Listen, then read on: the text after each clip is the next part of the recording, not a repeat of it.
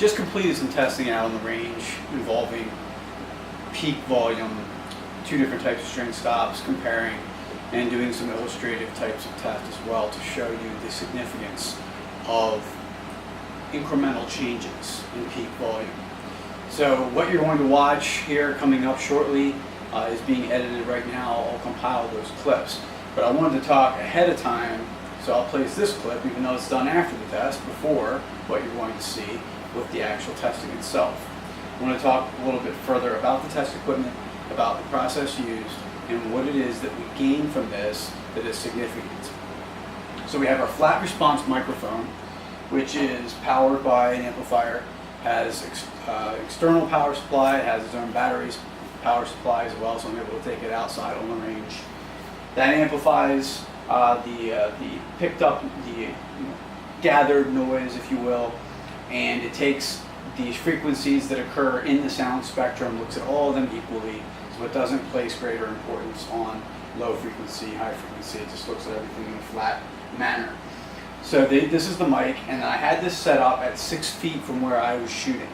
You couldn't see it in the video, but I had a lined out area that I placed my foot in very nicely each time to get consistency. And you can see that in the video that I am looking down to make sure that I'm lined up. 6 feet from the mic edge to the front of my lead foot. And then of course I was using this release Hotshot Tempest Black Eagle Carnivore arrows, 420 grains. The altitude, which is actually right here hanging, the 2018 altitude was the test bow for this, and still has the stock string stop on it. So that's the aluminum bar, deresonator plus the Limbsaver node, 70 pounds, 27 inches, 120 grain arrow. And what I found here, and you're going to see in the video, is yet again the TAP products demonstrated their ability to significantly reduce and suppress peak volume. One of the tests I do here is showing this release and demonstrating what noise it makes as perceived by the camera, perceived by you as the viewer, and then showing you what that registered at. The peak volume for this release, as demonstrated later, was 57.5 decibels. We got anywhere from 62 to 63.7 decibels just with the bow. Now, if you were to look at that on the surface and not really have any firm understanding of what decibel levels mean, it would seem probably to a lot of people that that's nearly identical, or it's not much of a difference. But in the video, you can clearly see that this makes virtually no noise to the camera. It's very difficult even probably for some people to pick up on it, versus the bow, which is clearly audible to anyone watching and makes what sounds like a relatively high volume noise, at least at that distance. That illustrates the importance of incremental drops, small increments, half a decibel, 0.8 of a decibel, a single decibel. That is actually monumental, and that's what I wanted to get across in this video. So hopefully that all makes sense, and that you're confident that I did do the tests in a fair way, and I used consistency to be able to get good quality results. Thanks a lot for your time. Enjoy the video.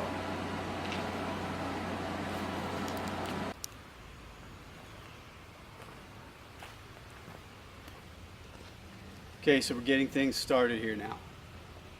Move the table back a little bit so it's right beside me. I can take the shot, pull the app up on the phone here so I can turn it and show it to the camera. I'll lock down the peak hold because that's a continuously evaluating app. If anything comes in that's above what was previously recorded as the peak, then that will rewrite that and overwrite what we previously had. So I'll take the shot, I'll lock it down, I'll show you what the reading is. And again, we're starting with the 2018 altitude stock string stop, Limbsaver node, Limbsaver deresonator attachment of some type here on the aluminum bar. So this is what would come stock with any 2019 Athens bow, and really isn't that much different from what comes stock on most bows straight from the factory.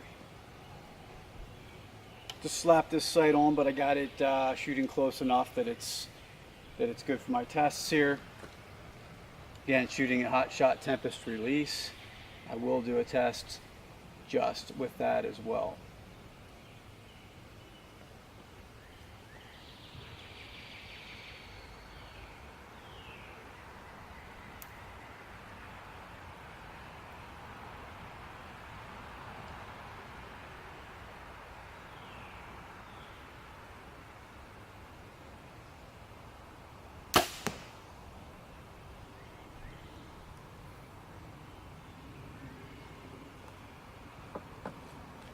Okay, so the reading is locked down now. Hopefully I can get this thing in focus. I'm going to check to see where I actually need to stand so you can read this. There we go. So we're using the dBA scale, which is commonly used for measuring peak volume. It does take into account the dBA scale. It takes into account more so the range of human hearing. What sounds are more detectable to us, but you won't find a lot of difference with other scales. I've done a good bit of testing. So our max is 62.8 with that first shot. Stock string stop, Athens altitude.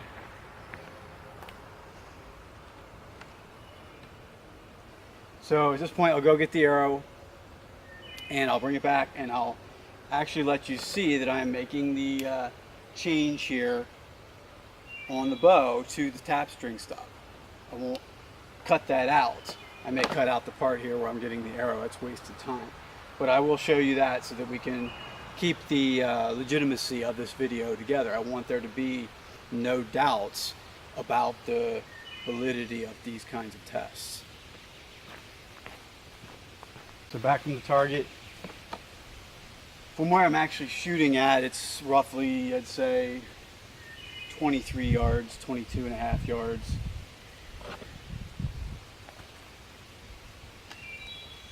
All right, so we'll put this altitude here up on the table and get my bow holder on. All right, and then we can make the change. Turn this around. Make the change to the tap string stop. It does have a prototype node on it. I've been hinting around at that a good bit with people. Haven't really revealed any kind of information about it. People have seen what it looks like. Of course, our string stop does not use a deresonator attachment, no doohickeys, no rubber things. I mean, we try to keep this as streamlined as possible. The key, of course, is in the titanium. It's what's inside the titanium and then the node itself that we're developing here.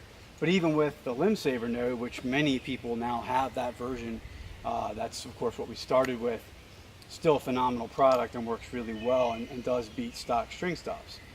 But you guys know I do not like to settle.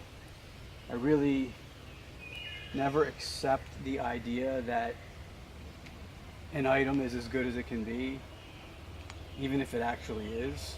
I don't know that I believe it, so I keep testing, keep working on different improvements, anything that I think could potentially have an impact and also be viable in terms of production.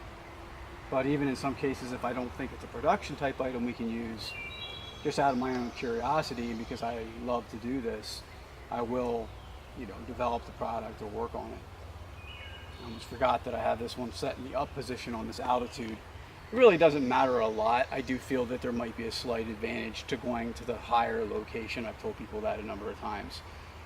But depending where your serving is on your string already, just match your string stop to that. You won't see, you certainly will not be able to detect any difference. And if there is one, it's like I said, it's relatively slight. My Ridge 34, I'm using that one set up so that it's at the lower position. And I've been shooting it that way since I got it. All right, so I'll tighten these down. The set screws in the riser. I tighten this new node even more so to be snug than I do with the Limbsaver nodes. This test node is of a softer nature, more elastic, and I like push that material a little bit. Now, I'm still working on certain aspects of this, of course, as far as the actual function of it on a day-to-day basis. Keeping it in one place is something we'll have to iron out over time. Durability is proving to be very good, though. Durability, it's already gotten well over 100 shots on it, and I see no evidence of it breaking down. Okay, so shot 2. Now, just so you know, typically when I do tests on string stops, I run 5-shot strings, and I eliminate the high and the low when I take the 3 that are more, median, and I average that out, of course. I'm only doing 1 each here, so it could vary what we get in terms of, I have seen from shot to shot in some cases, a string stop that I knew to be quieter come in at slightly higher peak volume in certain instances. I don't know why. There's a lot of variables that seem to be at work when it comes to emitted sound and what ultimately affects that. Outdoors, of course, the dynamics are even more complex. All right, got to reset.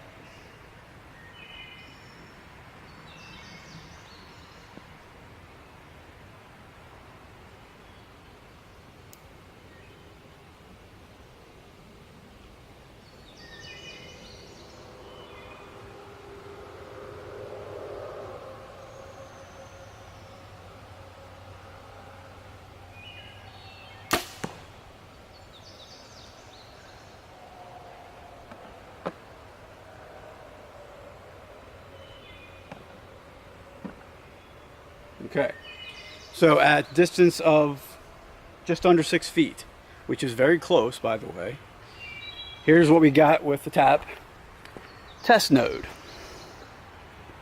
Coming in at 62.5 maximum decibels, 0.3 of a decibel. Now, in the tests that I've done to date on the Ridge 34, which is what I've used almost exclusively, I've gotten anywhere from 0.8 to nearly a full decibel of reduction. Now, as I pointed out, single shot here from each bow. I suspect, especially from what I've seen in my experience, is that the longer our string stop is on the bow, the more settled in it seems to be. So when I first put these back onto a bow, I will notice in most cases a slightly higher peak volume. And then after it's gotten a few shots under its belt, it seems to settle down to a slightly lower point. Don't know exactly what all is going on. I think it has to do with the positioning of the node after it's taken impact of finding its ideal spot. That does not seem to be the case with the Limbsaver nodes, however. I see them from the beginning pretty much, they're dead on. Maybe a similar aspect to the first 1 to 2 shots, but not as pronounced as what I see with this. So there might be a case where you'll see maybe a 1/10 difference because it's the first shot with the Limbsaver. I've seen anywhere from 0.3 to 0.5 difference from the first shot to, say, the 3rd or the 4th or the 5th shot with these. So once it's on and it's settled, it seems to work really well. I'm going to do one more shot with this, and then if I feel there's time, I'll switch back again on camera to the Limbsaver node and throw another shot down with that. And then to finish off, I will do the release only test.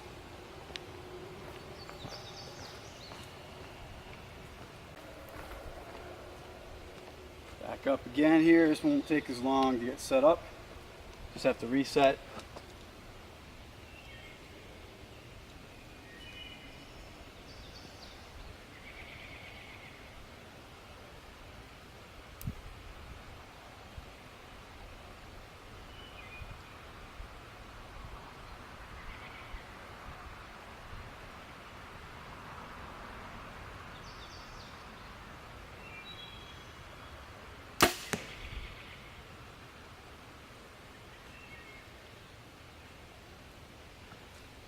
All right, what did I tell you? Prophetic words. So second shot, tap string stop, tap node, test node. There we go. So 62 dB on the nose. Now we'll take another shot with the Limbsaver and see where that comes in. But if you recall, the first shot with the Limbsaver node was 62.8. If that holds true for the second shot, and we now have an 0.8 of a decibel reduction, I can tell you that is very significant. Just to my own ear, shooting the bow, that one sounded noticeably quieter than either of the previous two shots.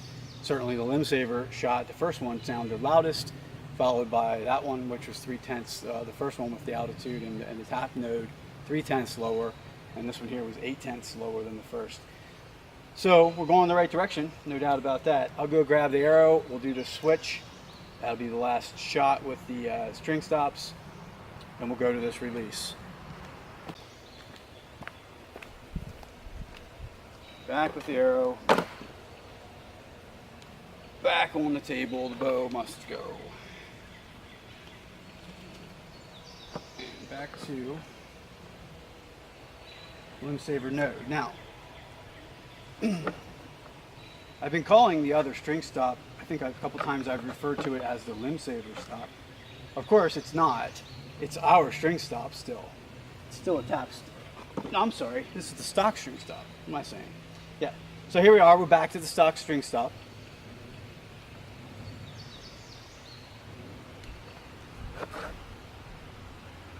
And we'll put this one on. Give it one more shot. Remember too, that the stock stop has some eye candy. And you guys have heard me in the past, I know, say things about, I wouldn't say my disdain for that, but how that is not part of the concepts that drive our products. It's not about eye candy. We want to make it as aesthetically pleasing as we can, as I possibly can. That's what I do.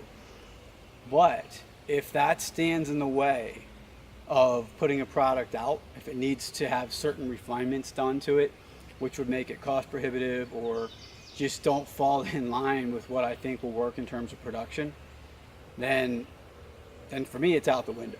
Performance is still what matters the most, and that's what will drive a product over top of, by far, what it looks like. Now that, being said, it can be tough. I think it's got some graininess to it now. That can be tough to get people to purchase a product in some cases if they don't think it looks good enough. I understand, dealt with it a lot, it is what it is. But it's not my philosophy by any means. So now when I put string stops on, I really do work a good bit to get that center position. It's already touching the string serving because I had previously set it up in the shop to be where it was supposed to be. Really believe that center position is correct, is necessary and correct, and that light touching, we've proven that will reduce more overall resonance than a slight gap will. So I think this one, it might just be off a hair to the right, and I don't like that. And that can happen from one time to another when you make an adjustment between string stops. You can find that it just doesn't go back exactly where it was. And I'm very, very particular, so it might only be off by 30-second or something, but to me that's enough to make it something I don't want. All right, so I got it repositioned. Yeah, now I have it right. It's in the middle. I like to give a fair evaluation to everything. Everything should have equal footing, equal opportunity to prove whether it's effective or which one is more effective than the other. That's how it should work. All right, so we'll unlock the dB meter here, reset it.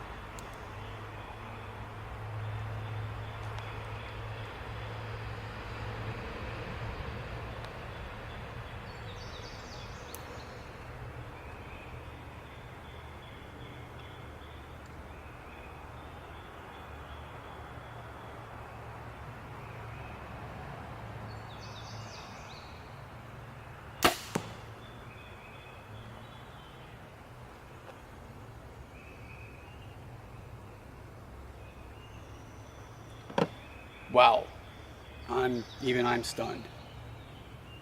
Not a result I expected to see. Look at this.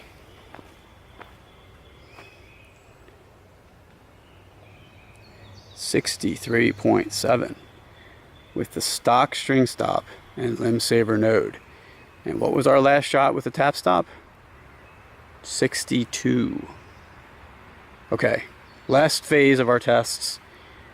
Not here to knock anything in particular, just showing you data. Data speaks for itself. All right. Okay, so we know that the string stops range anywhere from 62 up to 63.7. No need for an arrow here. I'm not going to shoot anything. I'm not going to dry fire my bow. Don't worry. But what I am going to do is reset the meter. I'm going to get myself up to a position where it looks like I'm at draw. I'm holding the bow out, and I will go through the process of releasing the thumb release here.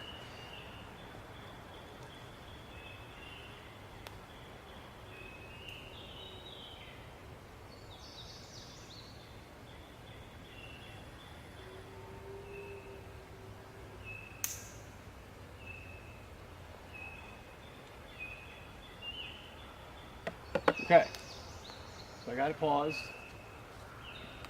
Now here's what just the release registers at. Same distance, approximately 6 feet, same as the bow. And I'm sure to the camera's ear and to you as the viewer that this should have sounded considerably quieter than the bow shot. Now there is one aspect to consider, of course, is that an arrow is being released, and there is potential for that arrow to contribute to the sound that this camera picks up on. But at this point, you know, the bow itself, even for its 6 feet, is still louder considerably than that arrow in flight is going to be. So it would overwhelm the arrow noise. So really, even though there is an arrow being shot, I don't see that as contributing to the magnification of what you would perceive the bow shot to be. So here's what we got on just the release.